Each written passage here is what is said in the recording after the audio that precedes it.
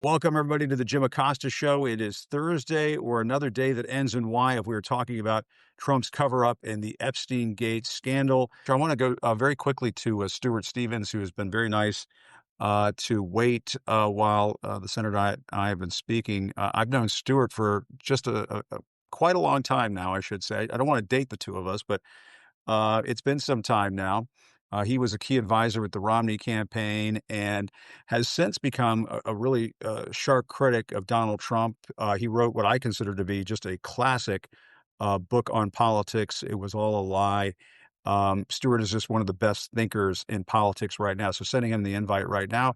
Stu's going to chime in. There's Stu right there. Hey, Stuart, how are you? Good to Hey, see you. Jim. Great to see you, man. Hey, thanks a lot. Sorry, I was running a few minutes late. I was No, talking to no good, Senator man. No good. Gallego there. Uh, I was watching and loving it.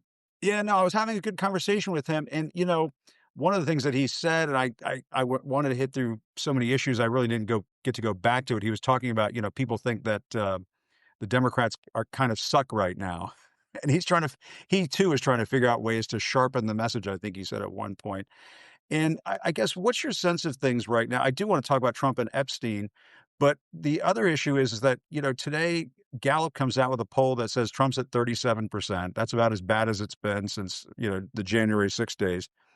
And, you just have to wonder, are Democrats capable of capitalizing on that next year? What do you think at this point? How do they do Well, that? Jim, what's happening now reminds me of when I was a Republican consultant while we won a bunch of races we had no business winning. Yeah. Um, I'm sort of baffled by this moment because here we have a president of the United States who's involved with Epstein, who's appointed these really just horrible people across the government. I mean, terrible. And you have a Congress, Republican Congress, that basically has abdicated any role. They're functioning as if they were in North Korea, and yet the discussion is what's wrong with the Democratic Party. Yeah, that's a good point. Like, how how did we get here? That Yeah. like the party that they lost a race, okay, that happens. But the Yeah. person that was the nominee would have made a good president. She certainly is in the mainstream of American politics. It reminds me of the night when, I was working for Romney and we lost. We went to bed, we were tired, we were disappointed, but we didn't fear for the country. Right. And that's the same way it would have been with Harris. You may not agree with her on this and that, but, she's a serious person with serious intent. So they lost. Okay, Yeah. that happens. But, I don't Yeah. understand why there's any fumbling around with Democrats of what is the message. They should Yeah. wake up every day and attack.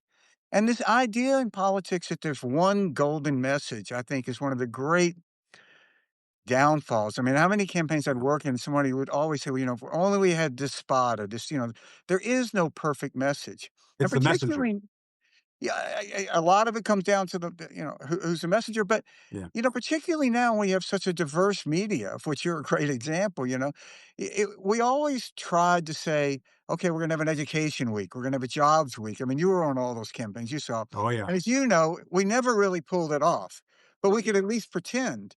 You can't have an education hour now or something, and people are getting information from all these different sources. So I reject the notion that the Democratic Party needs a message. What the Democratic Party needs is an attitude. It's like comics. Comics are not Yeah. their jokes, they're their attitude. And what their attitude should be is we're right, they're wrong. There's more of us than there are of them.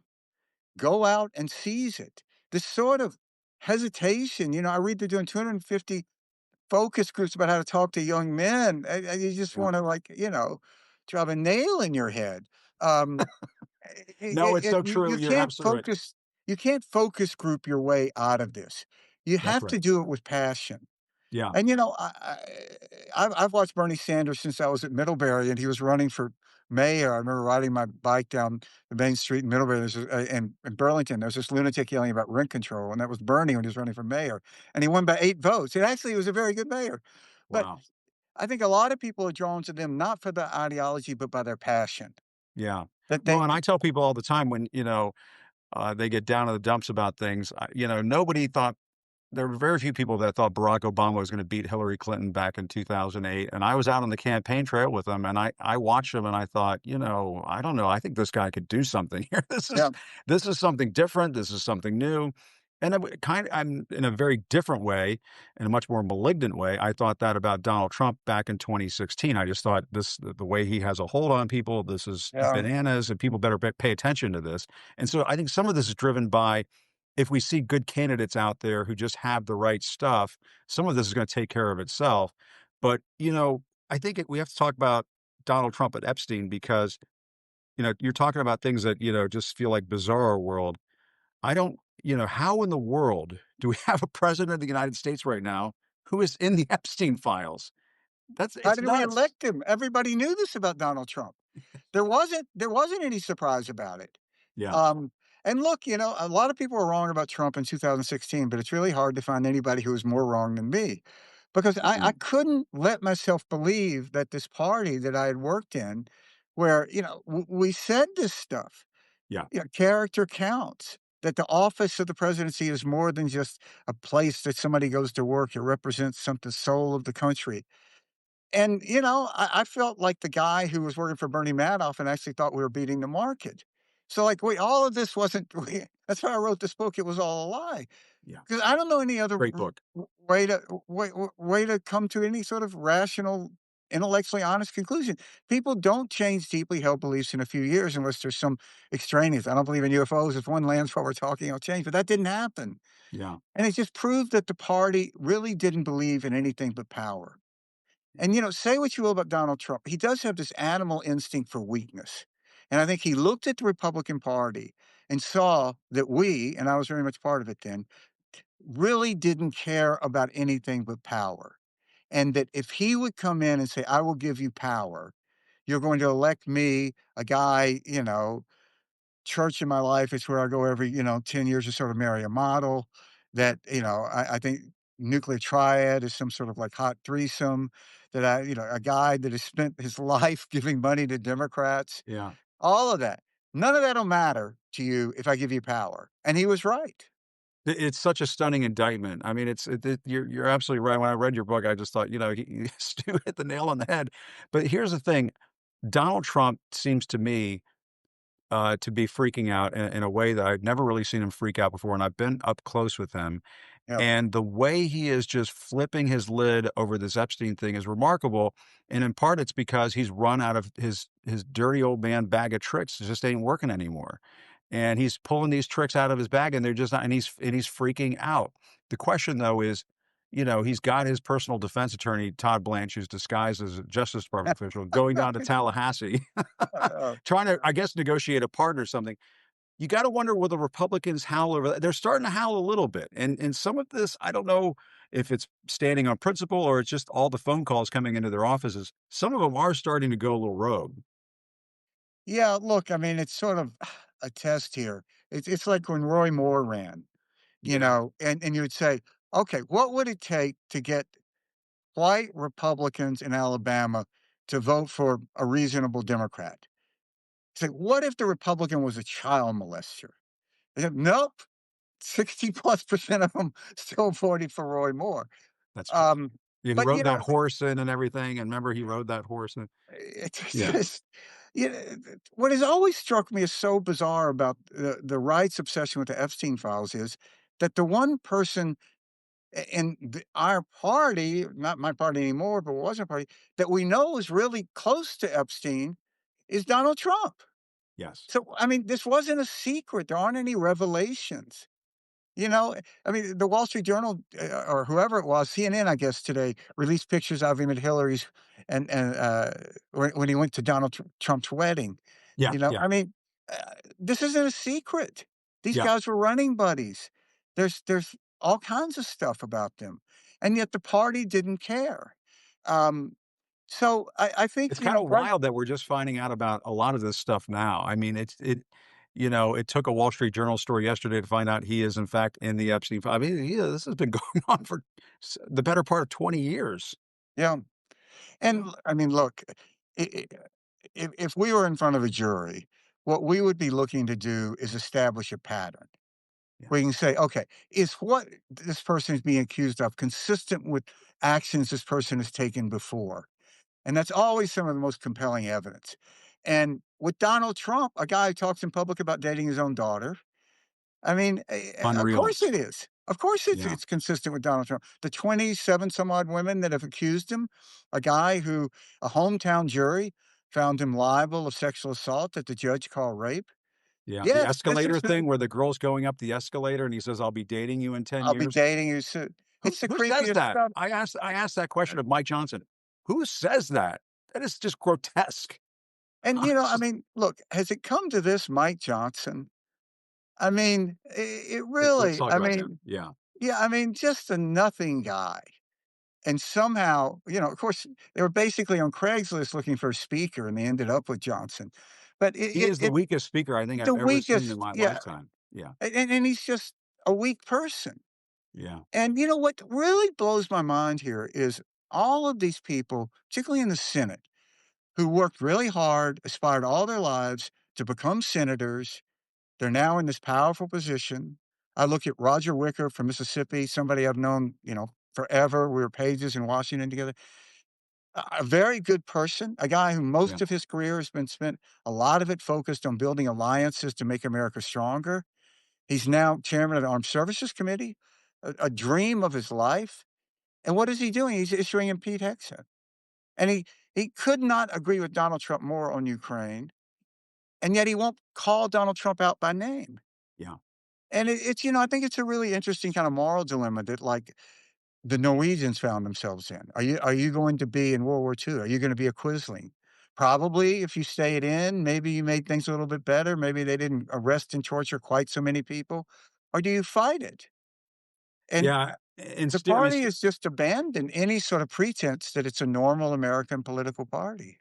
yeah, and one of my favorite books is Kennedy's Profiles in Courage, and Yeah. I just it's a classic, and I just wonder, you've been up close with a lot of politicians, is it just that a lot of these guys and I guess ladies too, they're just more concerned about winning the next election and staying in power because they get treated like a celebrity. They get, somebody holds their purse or their golf bag or whatever and drives them around, and they just like that life, and so they don't want to jeopardize it and put it on the line and do something that's courageous. I don't understand it. There's I 300 well, million people in this country, and we got a bunch of people up there they just don't have any guts. I'll put Ruben Gallego to the side because, I mean, I thought what he had to say earlier was kind of interesting, and he did sound like he was gutsy, but the vast majority of them don't sound very gutsy. How the hell did we well, get here? I don't think we should redefine courage Yeah, as saying who won the 2020 election.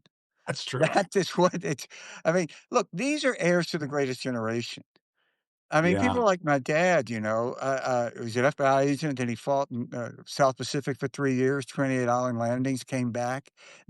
He was just like hundreds of thousands of others part of the greatest generation, and they handed that legacy to these generation of politicians, and yet they can't get their comm shop to put out a statement congratulating the winner of the 2020 election.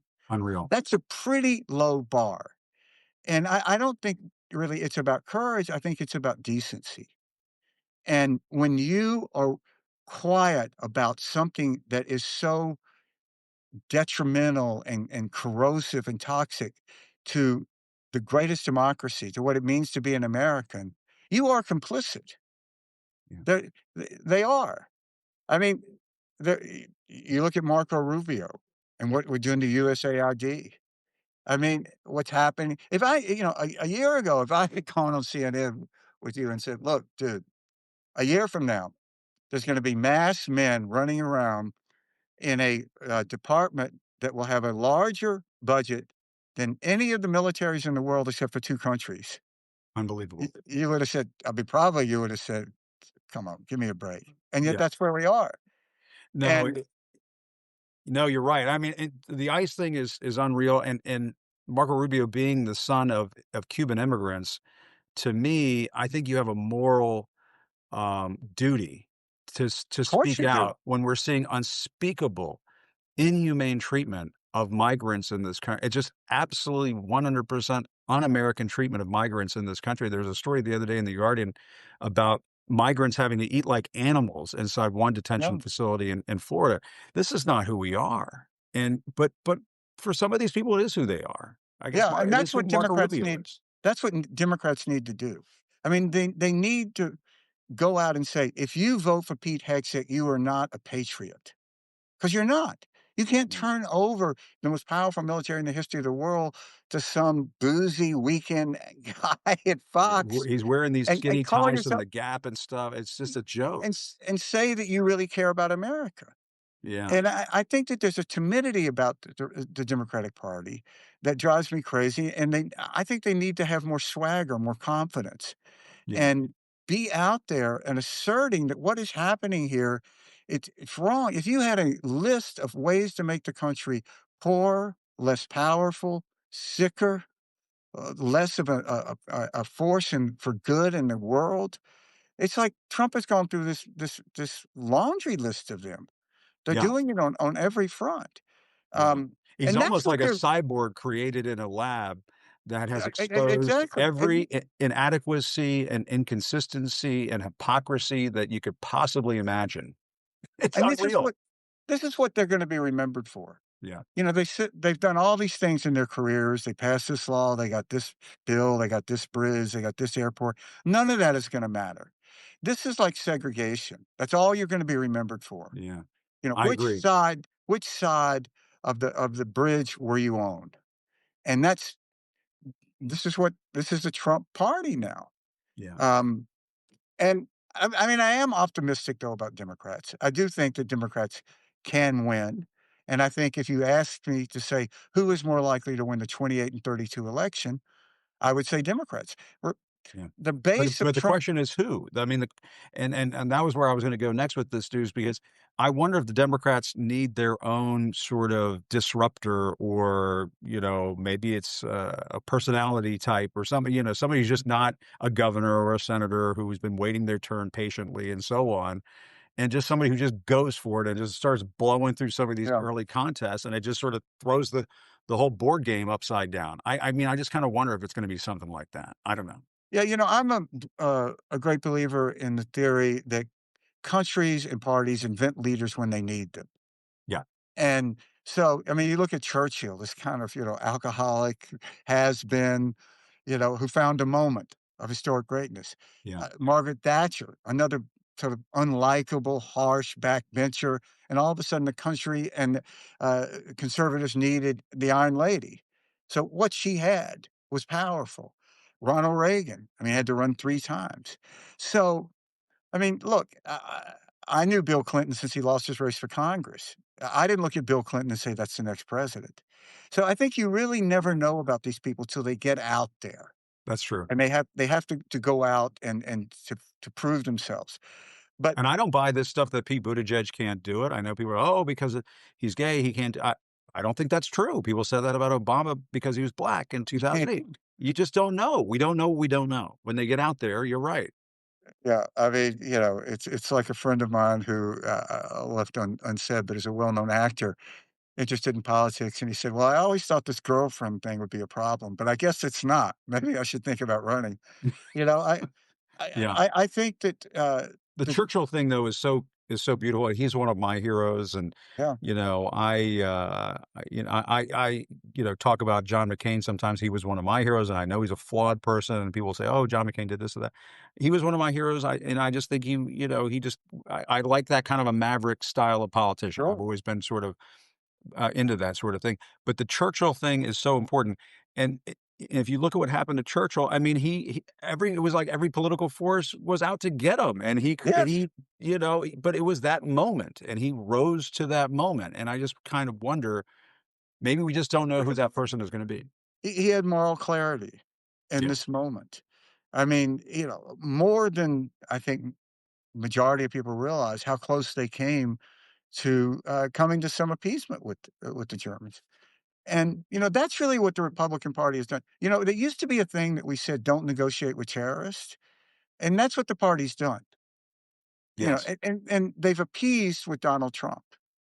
And, this idea you can't talk about 1930s Germany, I think is wrong. We're not gonna end up the same way. We're not gonna have another world war. We're not gonna have another Holocaust.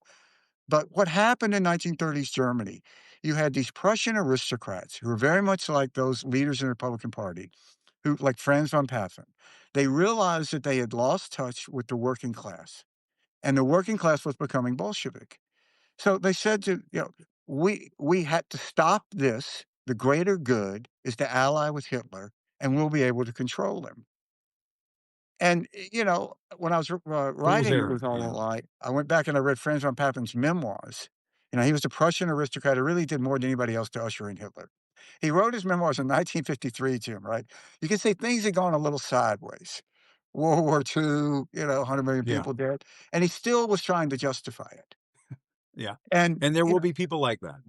and that's when people say to me about the Republican Party, where will the line be? Maybe it will be on Epstein, but if you think about it, this guy who they now do everything he says inspired a mob that came into their workplace and tried to kill him.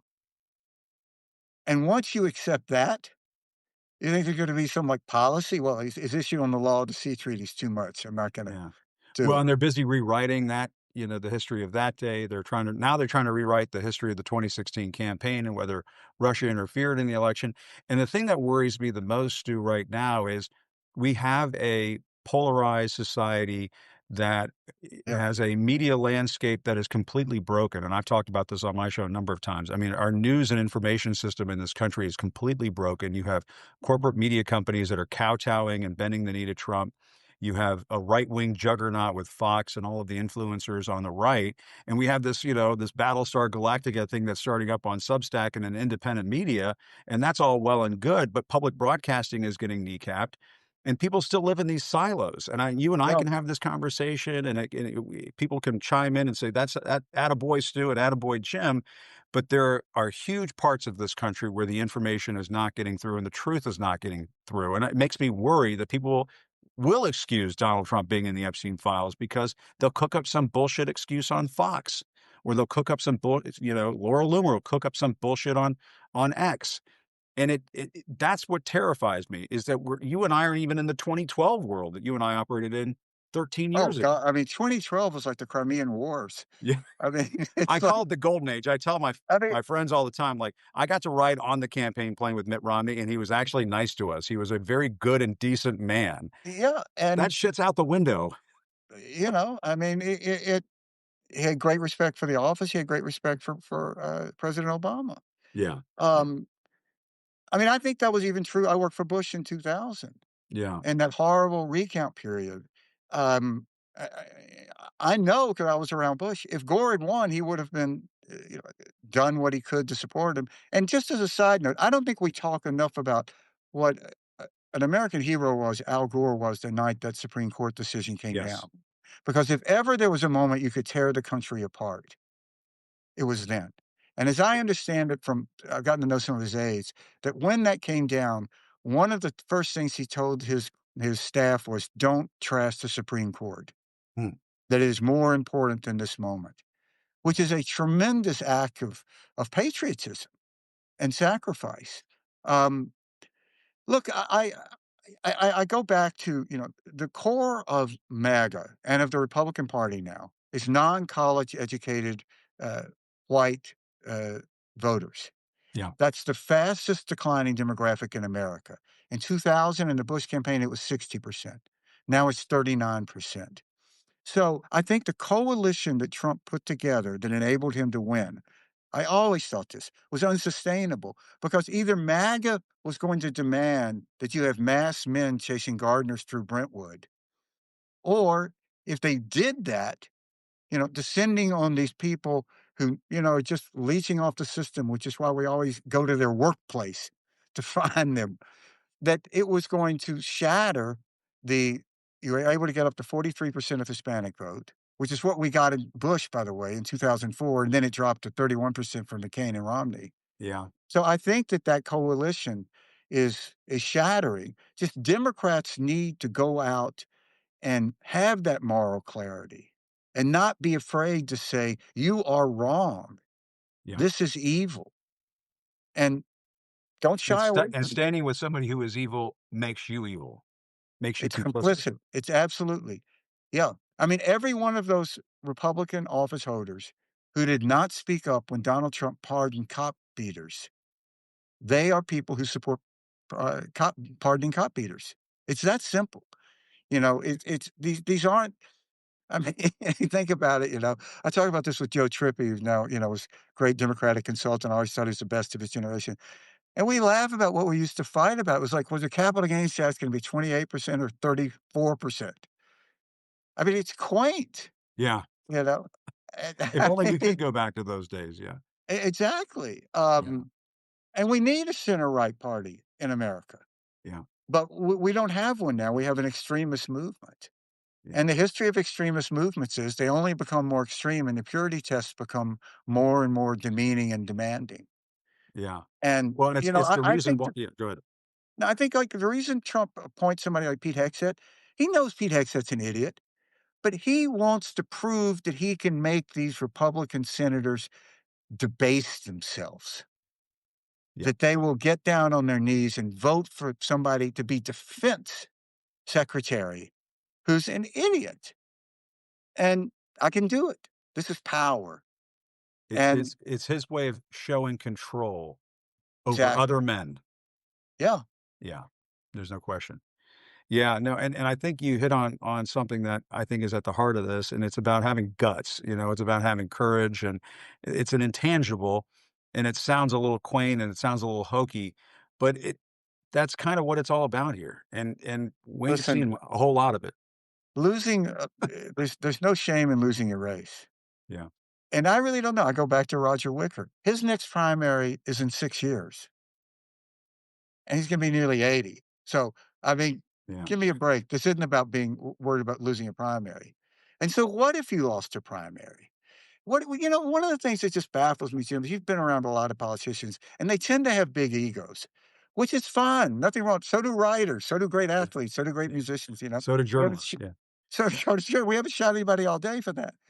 But you would think that that part of them that has that ego would understand how they are viewed and will be viewed. And we're not yeah, talking 50 years from now.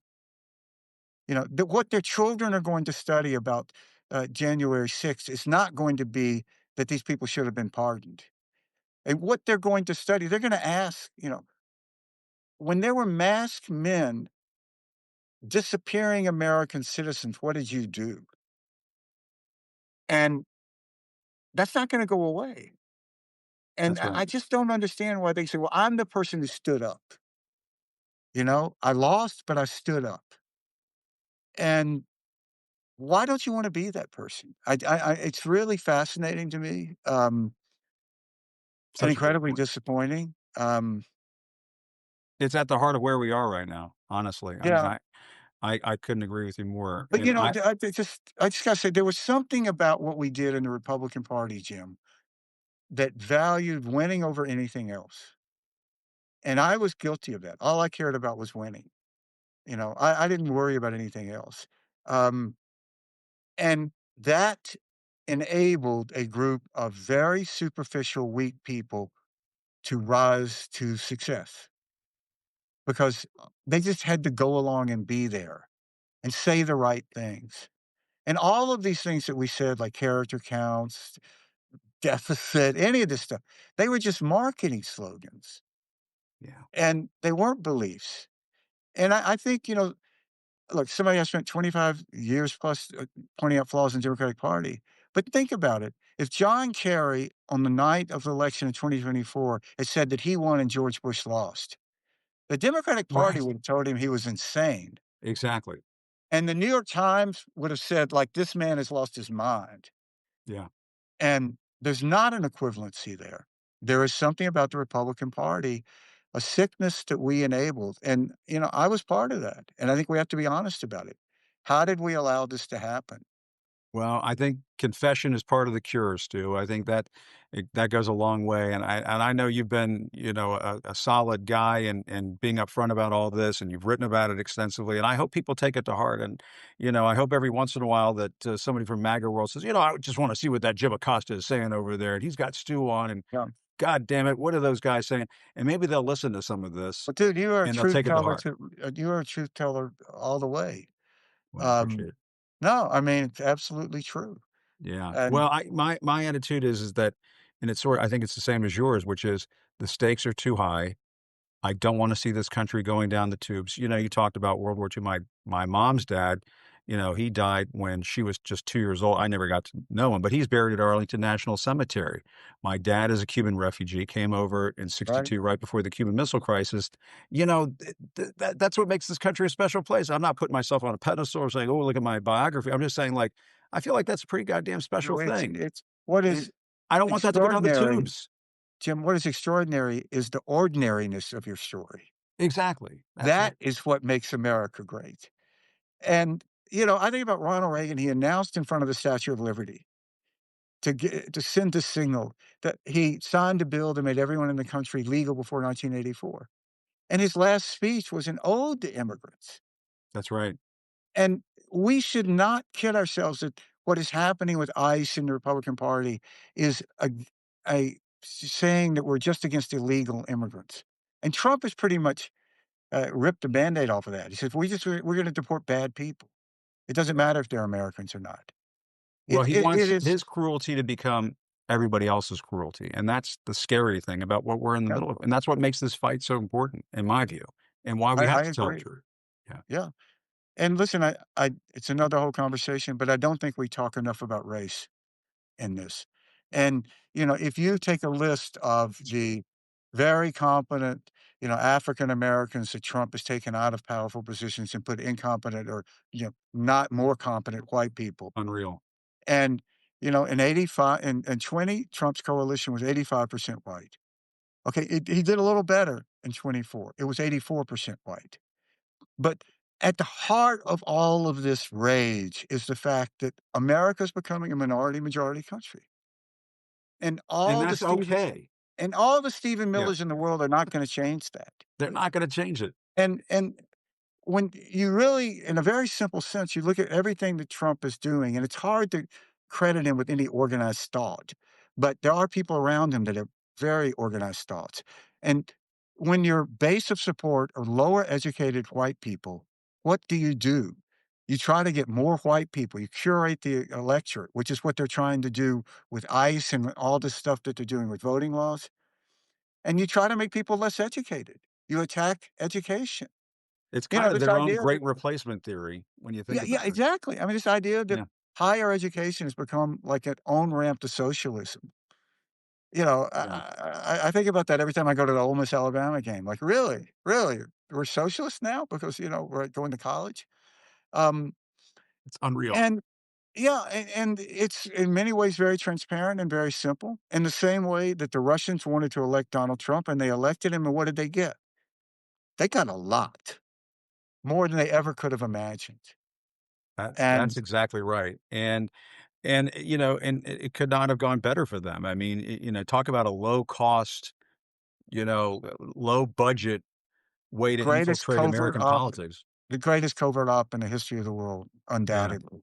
no question. I mean, if you just think about it, the core of the anti-Soviet Union, anti-communist, and questionable, doubting Russia, doubting Putin, was the most conservative element of the Republican Party. Totally And that abandoned. now has become the beating heart of the pro-Putin element of American politics. Yeah, And that is, to go back to Churchill, it's like Churchill decided that Nazis are good. And, they surrounded I mean, it's just extraordinary. yeah. Well, I tell you, Stu, I mean, I think we're gonna have to do this on a regular basis because we didn't even get to some of the stuff that I wanted to talk about, which is, how do we get through to young men and hit them upside the side of the head and say, stop worshiping this guy who was just mocked on South Park for certain things that, maybe I shouldn't say, but maybe I will say as I close out the show. But, I mean, honestly, the stakes are really high right now. It's a tall order that we're up against. But I'm glad that you're on the case, Stu. I've always been glad that you're on the case because you're a truth teller, and I really appreciate the time. No, And brother, let's listen, do this again. I'd love to. Let's make it a Alright, habit. All right.